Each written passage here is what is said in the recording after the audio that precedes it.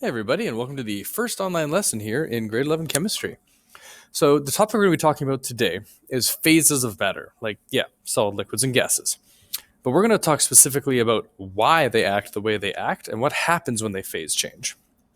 So, got my marker here. Let's just start with this big point. The behavior of all matter results from intermolecular forces. So here I've got an HCl molecule. Here I have an HCl molecule. Here I have an HCl molecule. There is going to be some manner of attraction between them, an intermolecular attraction or intermolecular force. Now, this is different often than the force that holds the molecule itself together, but there is some kind of an attraction there. Now, where does that come from? Well, all particles have some intermolecular forces because they're made of charged particles. Everything is made of protons, neutrons, and electrons. And because you've got positives and negatives all over the place, they're going to be attracted to each other some amount. Now, it depends on the shape of the molecule and all kinds of other stuff we're going to talk about later, but there is going to be some intermolecular forces. So let's look at each state of matter and see what happens. So let's start with our primary states of matter here. Let's start with solids. When a when a substance is solid, the particles that make it up don't have enough energy to overcome the intermolecular forces. So the actual particles inside aren't wiggling around enough to break the forces that hold them together. This means the particles are going to stay in one spot, means they're not going to move, which means they end up with a rigid structure. So if let's draw a little particle here and a little particle here. Now these particles have some motion. They're wiggling back and forth a little bit. They've got some energy to them, but the energy that's holding them together, the intermolecular forces, are stronger, which means they can't wiggle very far. They're stuck together, basically. If you look at liquids, when a subject is a liquid, the particles that make it up have a large enough energy, so this energy is actually quite a bit higher. The energy is large enough that the particles can actually move past each other. So this one could move down, that one could move up, and the intermolecular forces aren't strong enough to keep them bound where they are.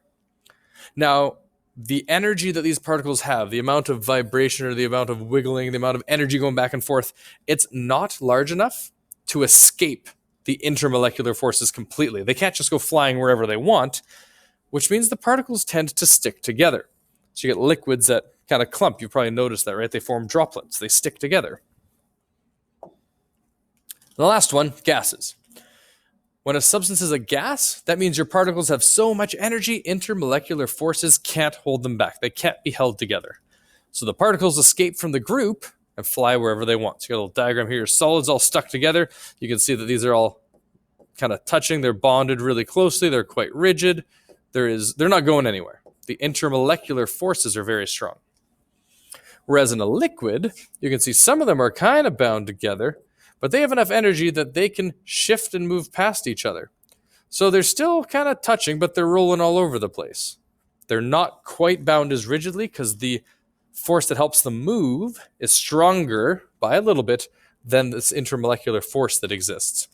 And if you got a gas, it's got so much speed, look how long the tail is on that thing, so much speed that the intermolecular forces can't hold them together, and so they fly all over the place. So that's the basics of why solid, liquid, and gas act the way they do. Now this brings us to kinetic molecular theory. Now, the main theory of how gases behave is called the kinetic molecular theory.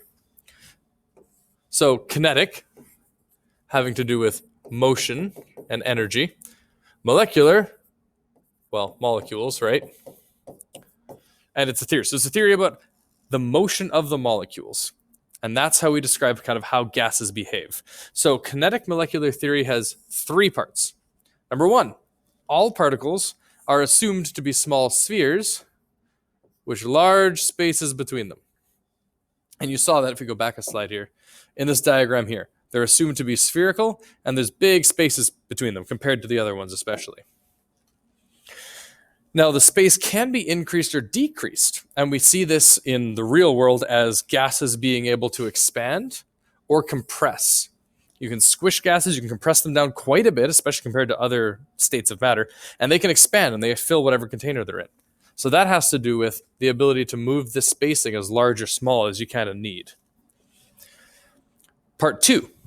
The motion of particles is constant and rapid. These things aren't still, they are, I'll give them the little motion tails here. They're flying all over the place. So the motion of particles is constant and rapid. At no point is a gas molecule still, is kind of the idea. They're always moving, and they're always moving quickly. Now, it's not to say they all have the same speed, but they are all moving, and they're all moving fast.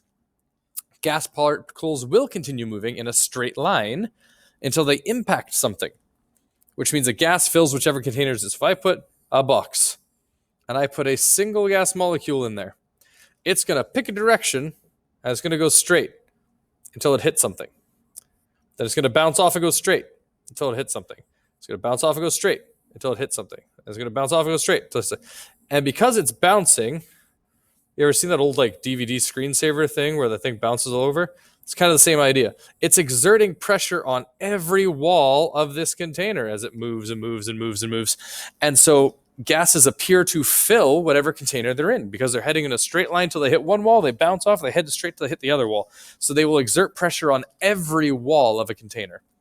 And so gases appear to expand out and fill whatever container it's in. The collisions, when they do hit something, either another gas molecule or a wall, are perfectly elastic. Now, if you're not familiar with this word, it means that no energy is lost in the collision. But some can be transferred between particles. If you think about like playing pool, you got two pool balls, right? Heading towards each other. When they bounce off each other, some move a little faster than others, but the net total energy is the same in a gas. If you think about pool balls, you lose some energy, right? Every time you hit a bumper on a pool table, the ball slows down a little bit. Gases would not slow down. They would bounce off with the exact same energy because it is an elastic collision. They save all that energy. So then what are our differences between solids, liquids, and gases? So we've got some kinetic molecular theory here. Let's look at the major differences. First one, density. Obviously, much higher for solids and liquids. They're way more dense. The particles are much closer together. Then you've got compressibility. We talked about this a bit, but gases are compressible. You can squish them real easily, compress them down, put them in a little cylinder. Solids and liquids, not so much.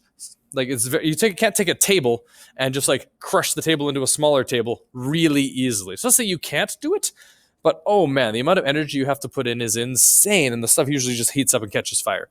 So you don't really compress solids and liquids, especially compared to gases. And last one's diffusion. The gases will spread throughout any container. Liquids only spread out according to gravity, right? So if I got 3 boxes here and I put solid, liquid, gas, my gas is going to expand out and fill this whole container, exert pressure on all the walls. My liquid would sit down on the bottom. It would spread according to gravity. It'll drop flat and just splat. Whereas the solid will just sit there. It won't spread according to gravity. It won't spread to fill it won't do anything. It's just going to sit there as a chunk. So it doesn't diffuse at all. It doesn't move throughout its space in any way, shape, or form. Now, footnote, there is one other common phase of matter. There's actually a few other phases of matter, but one other really common one is plasma. 99% of all matter in the universe is plasma, but it's very rare, well, not very rare, but pretty rare on Earth. It's very energetic, like it's got tons of energy, which in chemistry talk means it's dangerous. It would like damage you if you were to touch it. And it's similar to a gas, except all the particles are ionized. That is to say, they've all lost their electrons. They're desperate to grab electrons off whatever else, and that's why they're so energetic and so dangerous. Some examples of this would be like lightning, the northern lights, the aurora borealis, that's an example of plasma. Stars are made of plasma, and inside of a fluorescent light bulb, that's plasma that's causing that light. I believe fire also is an example. So these are very energetic forms of matter. They act very similar to a gas, but crazy energetic. So how do we switch from one to the other, right? Well, there's 2 main types of reactions that are involved in phase changes. Some are endothermic, some are exothermic. So an endo meaning inside. An endothermic reaction is where heat is absorbed into the substance. So whatever your substance is, it's soaking up heat. If you think about like a cold pack, one of those chemical ones where you crack it and then it gets really cold, that is endothermic. There's a chemical reaction happening in there and it is sucking heat up. Exothermic is a reaction where heat is given off. Exo is like exoskeleton, it is outside. So exothermic is when reactions where heat is released, it's given out into the environment. That would be like, those hand warmers, those hot pads. You crack that, you shake it up, the chemical reaction starts, and boom, you're giving off a ton of heat. Those are exothermic reactions. Those kinds of reactions can, of course, cause a change of state. And actually, they're intricately tied to the state change reaction. Let's take a look at what I mean by that. Let's look at solids. So I got a hunk of ice, right? There is a threshold energy, a certain amount of energy, which in this case tends to be heat if you want to change states, but there's a certain amount of energy required to change to a more energetic state. So solid is the least energetic, the least motion happening. If you want to go up to liquid, you've got to put a threshold energy in. And that is the amount of energy required to break all the bonds in the solid. If I want my solid to become a liquid, I have to put enough energy in that every single bond can break, and then it will become liquid. Now, what this means, practically, is that ice stays at exactly 0 degrees Celsius while it's melting, which seems weird. I can put ice on an oven, which is, let's say it's 200 degrees Celsius. If you were to measure the temperature of the ice, it will be at 0 degrees Celsius, and it will stay there until enough energy is applied to turn all of it into water. Any extra heat that I put in is absorbed by the ice and is used to break bonds and overcome intermolecular forces. So the ice actually soaks up all the extra energy, but keeps its own temperature at 0 until it's got just enough energy that all your bonds are broken. Then you'd see the actual temperature of what is now water start to rise. So again, it has to absorb energy. Because energy is absorbed, trying to melt something is endothermic. It soaks up that heat until it's soaked up enough that it can actually melt.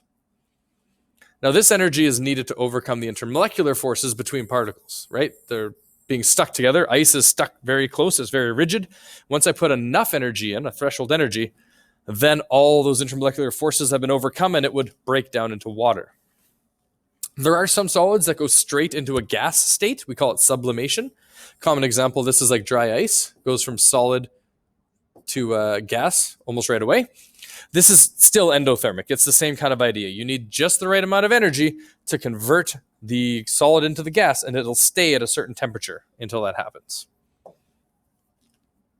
Now, liquids, they kind of go both ways, right? You can freeze it or you can evaporate it. So let's take a look. If we increase the energy, well, it's going to raise the chance that a particle reaches a high enough speed to escape all the intermolecular forces, to escape out into the atmosphere. We call that evaporation. So all the particles have a certain amount of energy. As I start pumping energy into water, the odds of one of those being fast enough to break the intermolecular forces goes up, and some of it starts to be able to maybe escape the atmosphere. Might start to steam a little bit, right?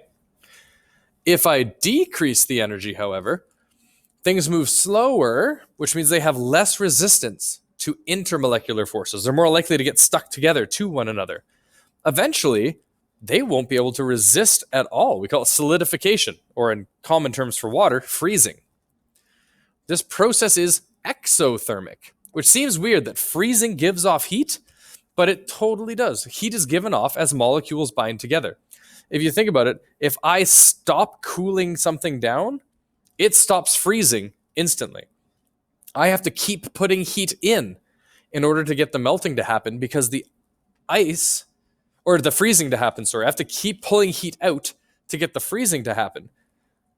Because the second I stop pulling heat out, it stops melting because it's actually giving off heat. So freezing is exothermic. Heat is given off as those molecules start to stick together. And so we have to pull that heat out if we want to keep the freezing happening. So if we're going back to adding energy, if we add enough energy, not only is a little bit steaming, but what happens? Well, parts of the liquid turn to gas. That gas then forms bubbles. Those bubbles rush to the surface. We call that boiling. And that process is also endothermic. If you stop adding heat to boiling water, right? Endothermic for that. If I stop adding heat, the boiling stops. You ever take a pot off the oven? It stops boiling almost instantly. If boiling was exothermic, it would be giving off heat, which means the second it starts to boil, you could take it off the oven and it would keep boiling forever because it would be generating its own heat. So boiling is endothermic. You have to put heat in so the water can soak it up and move a little bit faster in order to escape its bonds. Which means just like a solid, there's a threshold energy. For example, if I want to boil water, it will stay at 100 degrees Celsius the entire time it's boiling. Put a thermometer in, it will say 100. It doesn't matter if you've had that thing on the oven turned to max for half an hour. If there is water in there, it's at 100 degrees. Any water that's above 100 degrees has turned to steam and left the pot. 100 is the maximum that water can be. So it will sit there and boil at 100 degrees. That is the threshold energy, or the threshold temperature, I guess I should say. Last one we're going to look at here is gases. If their energy is lowered enough, well, there's only one way for gases to go, right? So we're going to talk about lowering it. We're going to cool a gas down. We're going to lower its energy. Eventually, they will be unable to resist intermolecular forces again. So forces between those gas atoms, they're still there, or molecules, but because they're moving so fast, they're not really feeling it. But if you start slowing them down, if you start taking energy out, those intermolecular forces are going to start to kick in. And eventually, the gases will clump together. They will condense. Now, this process, as you might be able to guess for now, is exothermic. It has to give off heat. So sometimes gases go directly to a solid state. So you go directly from gas into a solid. This is called deposition, also exothermic. So anytime you're cooling something down and it's going to change phases, it's going to give off heat during that change. Anytime you're heating something up and it changes phases, it's usually going to soak up that heat as it's changing phase. So you should be able to tell from whether it's giving off or soaking up, whether it should be exothermic or endothermic. It seems a little weird at first. It's kind of the opposite of what you might expect, but it kind of makes sense if you think about it. Like for the boiling water, if you take it off the stove, it would have to stop boiling, right? Which means it can't give off heat. It must be soaking it up in the process of boiling. Last thing I want to talk to you guys about is temperature.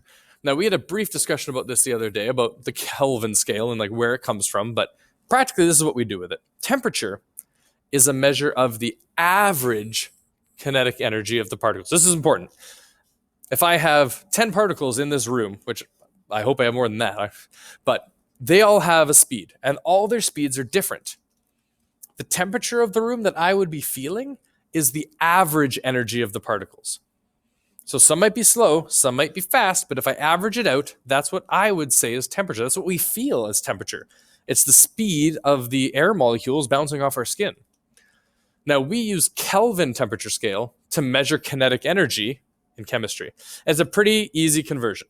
Degrees Kelvin is just your Celsius plus 273. So if you want to write it as a formula, Kelvin is degrees Celsius plus 273. And the interesting part when it comes to chemistry is that temperature and kinetic energy are directly proportional. If you double kinetic energy, you double the temperature, and vice versa. If I cut the temperature down in a third, I've also cut the kinetic energy in a third. So let's say the average speed of those 10 particles in this room is 100 miles an hour. And it's, let's say it's 273 degrees Kelvin. If I take my 100 mile per hour particles and speed them up to 200 miles an hour, guess what happened? I doubled my kinetic energy. I would have doubled my temperature. I'd go from 273 up to, well, whatever that would be, 546? Sure, let's go with that.